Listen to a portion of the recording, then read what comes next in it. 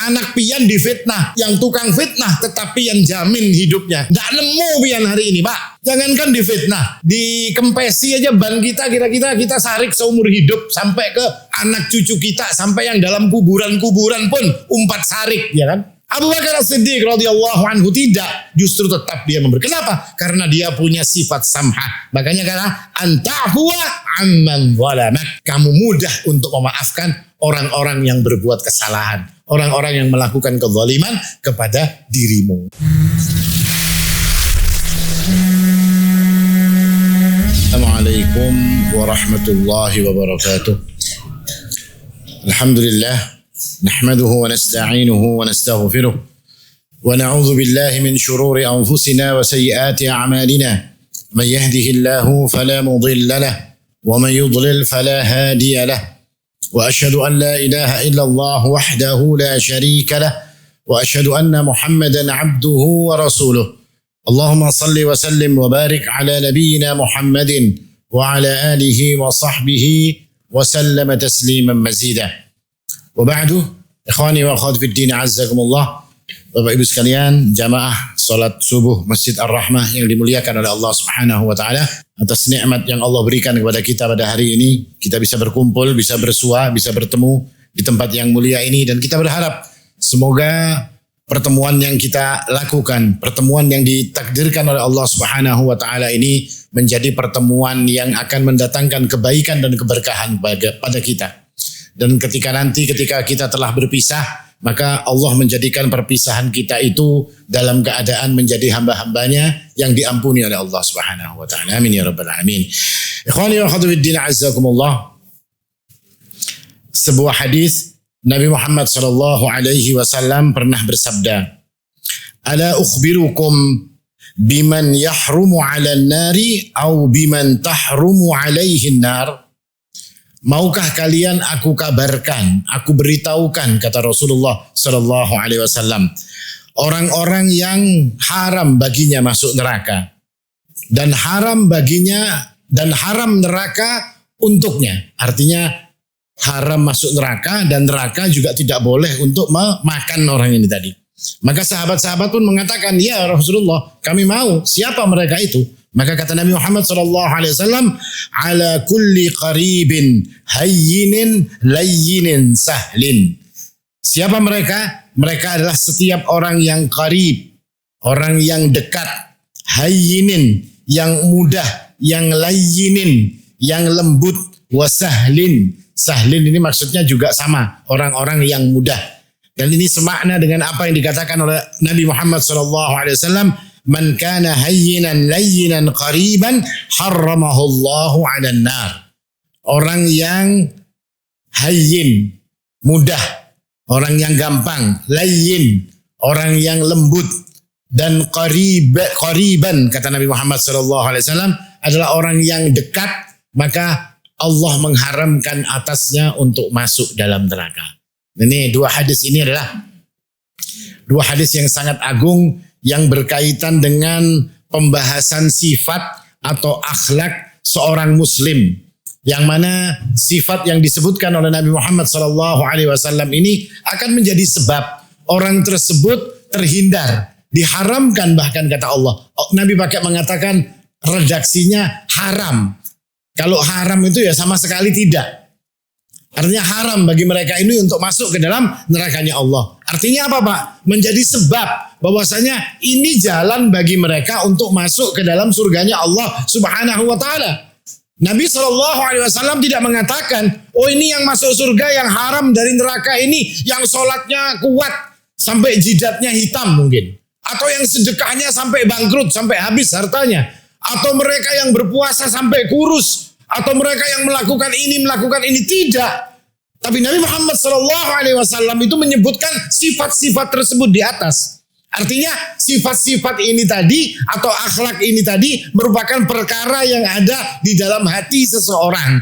Makanya kata para ulama, maka sifat ini yang ada dalam hati, yang kemudian dipraktekkan, yang kemudian dijalankan, yang diamalkan di dalam muamalahnya setiap hari, maka ini akan jadi sebab Allah Subhanahu wa taala menyelamatkan dirinya dari neraka. Dan sifat-sifat ini adalah sifat-sifat yang menjadikan Allah cinta. Orang yang hayyin, orang yang layyin, orang yang qarib. Ini orang-orang yang dicintai oleh Allah Subhanahu wa taala. Apakah cuma dicintai oleh Allah? Terkadang ada orang melakukan amalan dicintai oleh Allah Subhanahu wa taala. Tapi manusia kadang-kadang tidak cinta. Tapi ketika sifat ini dikatakan oleh para ulama, kalian akan dicintai oleh Allah Subhanahu wa taala dan kalian akan dicintai oleh manusia. Manusia akan cinta, Allah akan cinta. Dan dengan modal cintanya ini tadi, dia akan masuk, dia akan selamat daripada nerakanya Allah Subhanahu wa ta'ala. Maka seperti apa sifat tersebut? Nabi mengatakan, hayyina, man kana hayyinan, orang yang hayyin. Hayyin itu apa? Hayyin itu mudah. Makanya ketika Nabiullah Zakaria alaihi salam dikabarkan oleh Jibril, wahai Zakaria, engkau bakalnya punya anak. Apa kata Zakaria alaihi salam? Beliau mengatakan, bagaimana saya akan punya anak? Wa kanat imraati aqira. Istri saya ini mandul, wahai Jibril. Wa qad balaghtu minal kibari itiyya. Dan saya ini sudah sangat tua. Apa kata Jibril? Qala kadzalika qala rabbuka huwa alayya hayyin. Allah telah mengatakan urusan ngasih anak kepada dirimu, istrimu yang mandul, kamu yang tua, huwa alayya hayyin.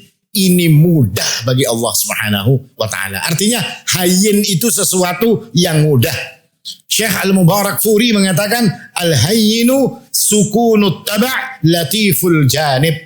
Yang disebut dengan hayyin itu adalah tenang tabiatnya dan lembut perangainya.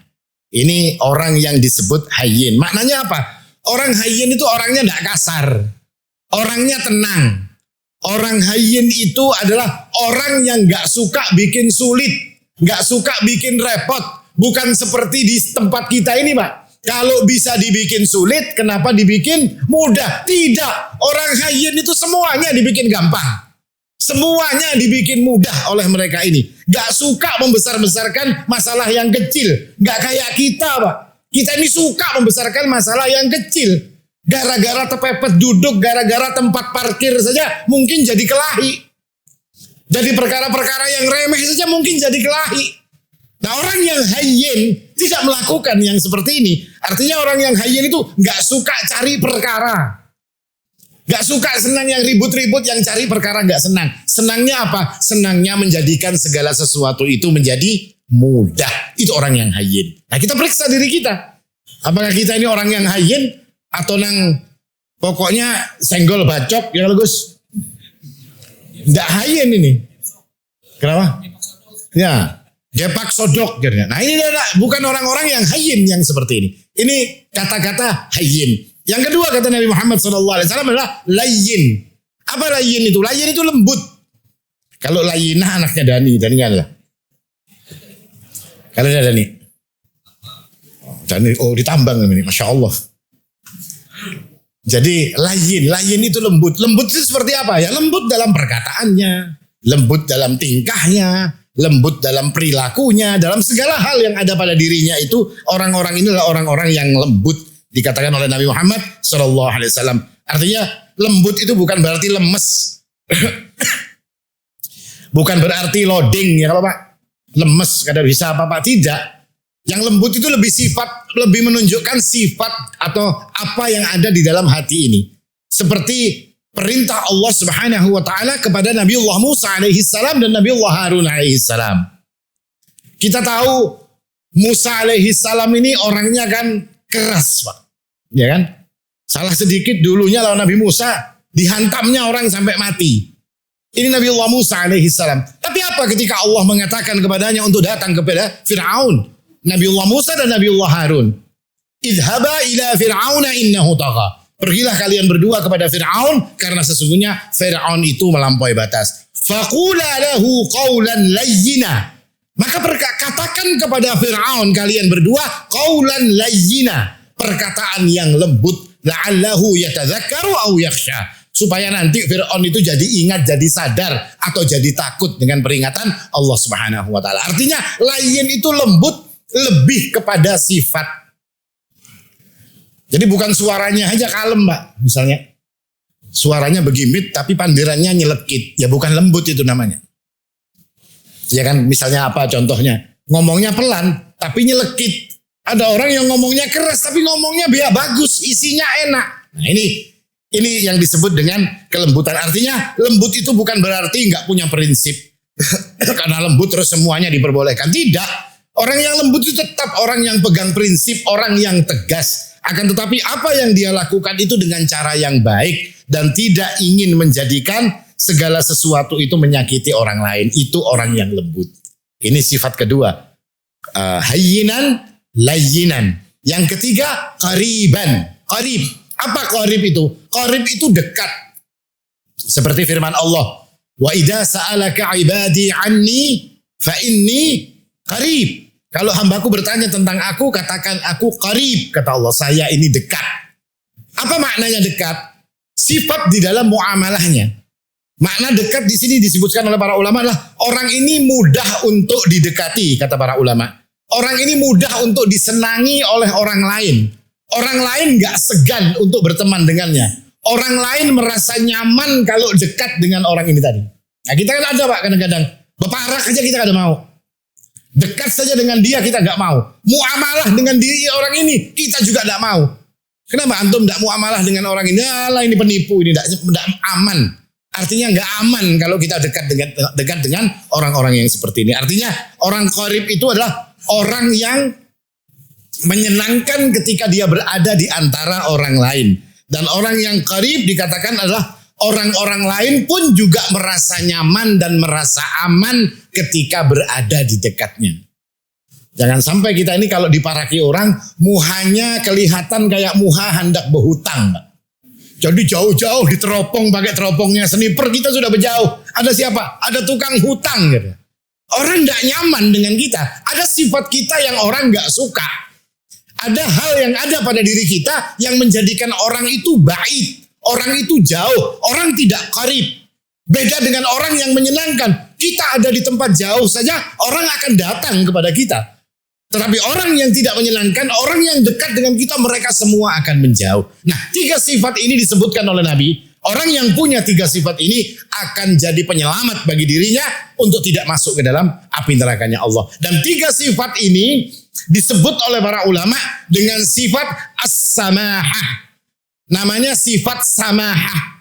Apa itu sifat samahah? Sifat samahah itu adanya kelembutan, adanya orang yang lapang dada, orang yang juga murah hati, orang yang kurang lebih. Itu masuk semuanya ke dalam samahah. Samahah itu adalah orang yang hayyin, mudah urusannya dengan dia.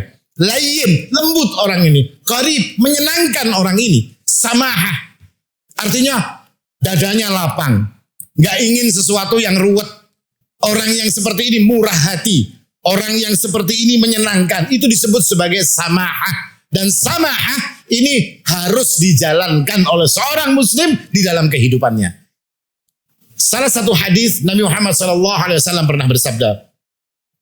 Rahimallahu rajulan samhan idza ba'a wa idza ishtara wa idza iqtada. Semoga Allah merahmati, kata Nabi Muhammad SAW. Ini doanya Nabi, Pak. Nabi mendoakan orang-orang yang apa? Yang samhan idza ba'a. Dia ini samhan, samahah. Artinya hayyin, mudah, kurang lebih. Layyin, lembut. Artinya qarib, gampang untuk urusan-urusannya. Ketika apa? Idza ba'a, kalau dia berjualan. Wa idza ishtara, kalau dia membeli. Wa idza iqtada, kalau dia nagih hutang. Ini contoh praktek daripada sifat samahah. Ketika jual beli, samahah. Kurang lebih. Ini kada mau. Hendak yang terus. Kalau timbangan mintanya panas terus. Tapi kalau menjual mintanya dingin timbangannya, ya kan. Wa idza iqtada, dan ketika dia menagih. Ketika urusan-urusan yang berkaitan dengan haknya, kata Nabi, orang ini samhan. Dan apa kata Nabi? Semoga Allah merahmati orang yang seperti ini. Kenapa seperti ditekankan perkara as-samahah? Karena agama ini juga agama samhah, Pak. Agama Islam itu agama samhah. Makanya dikatakan dalam satu hadis, ahabbuddin ilallahi al-hanifiyatus samhah. Agama yang paling dicintai oleh Allah, yakni Islam, adalah al-hanifiyatus samhah. Agama Islam itu agama yang lurus dan agama yang mudah. As-samahatu fid din. Menjadikan segala urusan yang ada dalam agama ini mudah. Bukan menggampangkan, Pak, menjadikan mudah. Karena Allah Subhanahu wa taala yang mengatakan agama ini mudah. Yuridullahu bikumul yusra wala yuridu bikumul usra. Allah menginginkan untuk kalian itu yang mudah. Dan Allah tidak menginginkan kepada kalian itu yang sulit. Ma ja'ala alaikum fid dini min haraj. Agama ini tidak dijadikan oleh Allah Subhanahu wa taala jadi susah. Tidak, agama ini mudah. Makanya disebut sebagai ad-dinu as-samhah, al-hanifiyatus samhah, agama yang lurus dan agama yang urusannya mudah. Jadi kalau ada orang yang mengatakan Islam ini adalah agama yang susah, berarti bukan Islam, Pak. Karena Allah mengatakan agama ini mudah. Bahkan agama ini punya nama lain, ad-dinus samhah, agama yang mudah. Maka kalau susah itu berarti bukan dari Islam. Urusan-urusan yang bikin repot itu bukan dari Islam. Artinya agama Islam menginginkan segala sesuatunya itu menjadi mudah.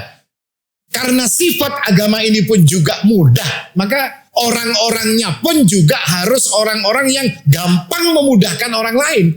Jangan sampai kita ini, Pak, agama ini mudah, kita ambil kemudahan daripada agama ini. Kita jalankan agama ini dengan kemudahannya. Tapi kita dengan orang lain jadi bikin susah.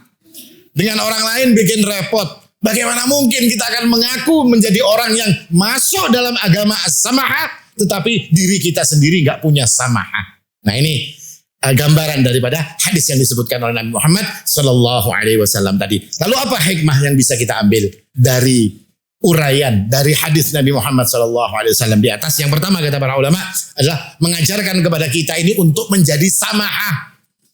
Minimal kita itu dapat doanya Nabi. Rahimallahu rajulan samhan, kata Nabi.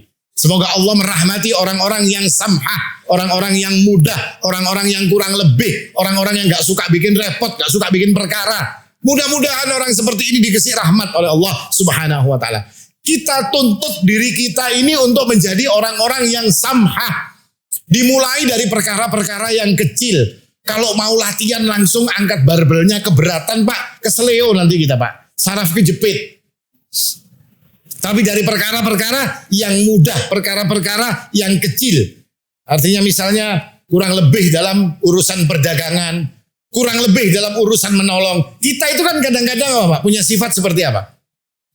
Kalau kita nolong orang, terus orang itu kita perlu pertolongan, kita nggak dikasih pertolongan, dia nggak mau nolong kita, apa kata kita biasanya? Inya kalau perlu ku tolongi, demi ini seorang perlu, inya kada mau menolongi. Kan kita ngomong kayak itu kan, Pak. Ya ini nggak samhah namanya. Tapi orang samhah nggak ngurus masalah-masalah yang seperti itu. Makanya dipuji Allah dalam Al-Quran ketika Allah mengatakan, innama nut'imukum liwajhillah la nuridu minkum jazaan wala syukura. Kami ngasih makan kalian itu karena Allah. Nggak perlu kalian nggak perlu ngomong terima kasih, nggak perlu balas. Gak perlu pakai seperti itu karena semua yang kita lakukan untuk Allah Subhanahu wa taala. Itu samhah. Dimulai dari perkara-perkara kecil. Orang ini kita tolong, dia gak mau nolong kita. Ketika dia perlu pertolongan, tetap tolong dia. Apakah ini berat? Iya berat. Makanya dicoba oleh kita dari perkara-perkara yang kecil. Seperti satu kisah Abdullah ibn Mubarak rahimahullahu ta'ala. Suatu hari beliau ini safar dengan temannya. Lalu temannya ini ketika di tempat orang banyak, bersama Abdullah ibn Mubarak. Abdullah ibn Mubarak ulama besar. Lalu temannya ini bertingkah yang tingkahnya memberi supan. Nah, pian kayak apa, Pak? Ya, kira-kira kayak itu, Pak. Besi kawan ya kalau dibawahi beelang ke rumah presiden misalnya, bah itu bertingkah nang memberi supan misalnya. Abdullah ibn Mubarak melihat orang ini jengkel dia. Ini orang kok dibawahi sudah kayak ini kok gawian seperti ini, menyupani. Marahnya Abdullah bin Mubarak, dia tidak marah di depan orang lain. Tapi apa yang dilakukan oleh temannya itu ditulis di satu kertas. Sampai kemudian dia berjalan dalam safarnya tersebut. Lalu kemudian Abdullah bin Mubarak kemudian melihat lagi kepada kertasnya. Kemudian kertas itu pun dibuang atau disobek atau dihapus tulisan yang ada di tempat itu. Lalu dia berkata, Al-mu'min yatlubul ma'adhir wal munafiq yatlubu atharat. Sesungguhnya orang mukmin itu mencari uzur, ngasih alasan kepada orang lain. Orang lain itu melakukan kekeliruan, tetap orang beriman itu selalu ngasih alasan. Mungkin inya kada ingat, mungkin inya kada sadar, mungkin inya begini, mungkin inya begitu.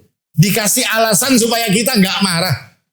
Pian kan kalau ada orang menendang Pian, kira-kira Pian ngamuk kalau Pak? Sarik lah Gus. Sarik. Tapi kalau orangnya itu nggak sengaja nendang kita, apakah kita mau marah? Tidak. Makanya orang yang dikatakan mencari ubur adalah mencari alasan supaya diri kita ini terjaga daripada keburukan. Nah ini yang dilakukan oleh Abdullah ibnu Mubarak. Artinya beliau ingin kasih udur kepada temannya. Mungkin ini memang inya kada sengaja. Inya mungkin khilaf. Inya mungkin memang sifatnya modelnya kada ingat kalau di hadapan orang banyak kayak itu. Ya sudah biar. Ingin dilupakan, dilapangkan dadanya. Dijadikan hayyin, mudah. Dijadikan samahah, mudah. Lapang dada, ngasih udur. Gak mau cari-cari perkara. Urusan-urusan kecil dibiarkan. Nah ini Abdullah bin Mubarak. Lain lagi dengan Hasan al-Basri. Begitu samahahnya orang ini. Sampai suatu hari Hasan al-Basri ini dikasih tahu oleh orang lain, Pak. Wahai Hasan, sesungguhnya si fulan ini membicarakan dirimu. Mengatakan engkau begini. Jelek-jelek yang dikatakan kepada diri tentang dirimu oleh orang-orang ini tadi. Apa yang dilakukan Hasan al-Basri? Dia ambil kurma di satu tempat. Lalu dia datang orang yang menyambatinya tadi Pak. Diantarinya kurma. Apa kata Hasan al-Basri? Kamu sudah ngirim pahala kepada saya. Artinya ghibah yang engkau lakukan itu menjadikan pahalamu berkurang. Kezaliman yang engkau lakukan dalam perbuatanmu itu tadi menjadikan pahalamu diberikan oleh Allah kepadaku. Nah sekarang saya balas kamu. Kamu saya kasih kurma di dunia ini tadi. Apa ini namanya Pak? Samahah.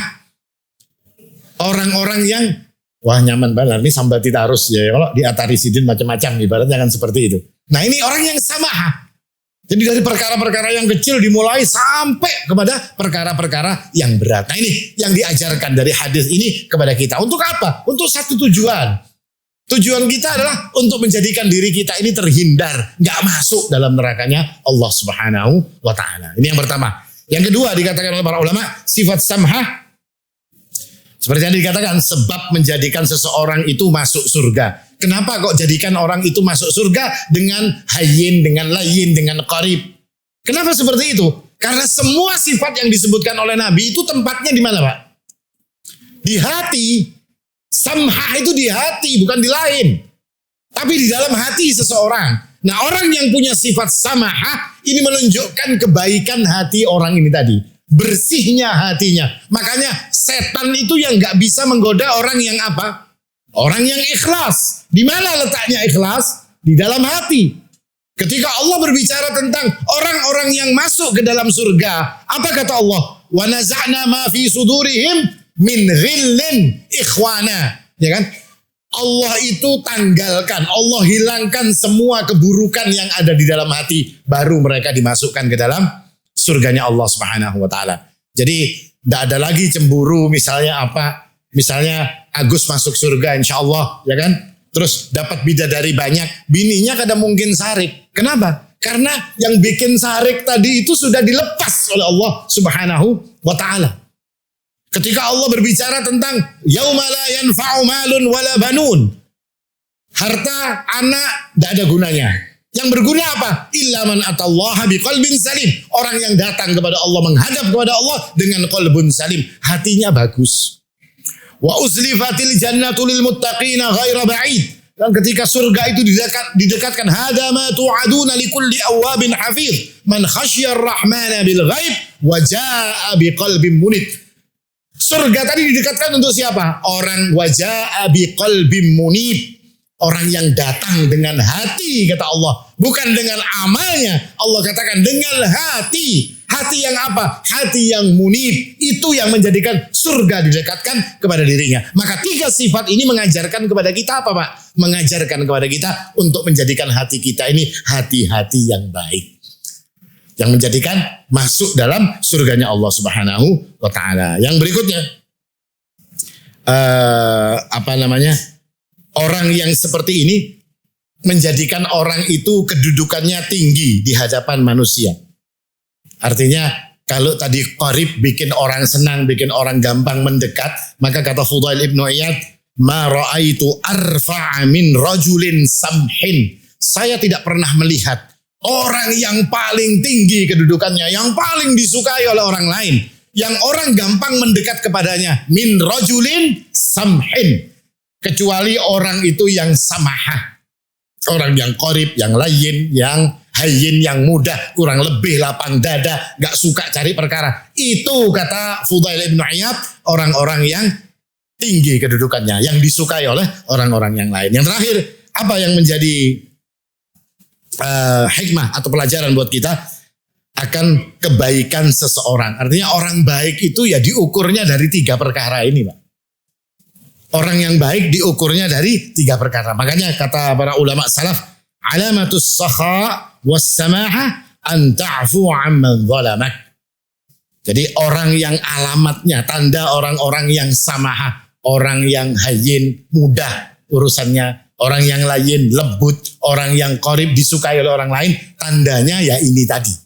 Alamatnya orang itu ya seperti ini, alamat kebaikan bagi seseorang. Contohnya ketika Abu Bakar As-Siddiq radhiyallahu anhu, ketika anaknya difitnah, berzina dan segala macam. Apa yang beliau lakukan? Beliau tetap, meskipun di awalnya beliau itu memutus bantuan yang diberikan kepada Mistah, tapi ujungnya Abu Bakar sadar bahwasanya itu bukan sifat samhah. Artinya bantuannya tetap diberikan dalam keadaan anaknya difitnah. Anak pian difitnah, yang tukang fitnah tetapi yang jamin hidupnya. Nggak nemu pian hari ini, Pak. Jangankan difitnah, dikempesi aja ban kita kita sarik seumur hidup sampai ke anak cucu kita, sampai yang dalam kuburan-kuburan pun umpat sarik, ya kan? Abu Bakar As-Siddiq radhiyallahu anhu tidak, justru tetap dia memberi. Kenapa? Karena dia punya sifat samhah. Makanya kata antahwa amman zalamak. Kamu mudah untuk memaafkan orang-orang yang berbuat kesalahan, orang-orang yang melakukan kezaliman kepada dirimu. Nah ini 3 sifat ini yang disebutkan oleh Nabi Muhammad SAW menjadi pelajaran buat kita. Artinya kita berusaha untuk jadi orang yang hayyin, orang yang mudah, gak suka bikin repot, gak suka bikin ruwet. Orang yang layyin, orang-orang yang tegas, bukan berarti lembut, bukan berarti lemes, tidak. Orang-orang yang tegas dalam segala urusan, tetapi dengan cara-cara yang baik. Orang-orang yang qarib, orang-orang yang mudah untuk disukai oleh orang-orang lain. Dan kita berharap dengan 3 sifat ini, yang nomor 1 yang kita harapkan, kita menjadi dicintai Allah dan kita dicintai manusia. Dengan semua itu jadi jalan buat kita untuk masuk ke dalam surganya Allah dan terhalang dari masuk nerakanya Allah Subhanahu wa taala. Ini kira-kira yang bisa ulun sampaikan. Pemanasan lagi ya. Mudah-mudahan bermanfaat. Aqulu qawli hadza wal haqqu 'inda Allah. Subhanakallahumma bihamdik asyhadu an la ilaha illa anta astaghfiruka wa atubu ilaik. Tsumma assalamu alaikum warahmatullahi wabarakatuh.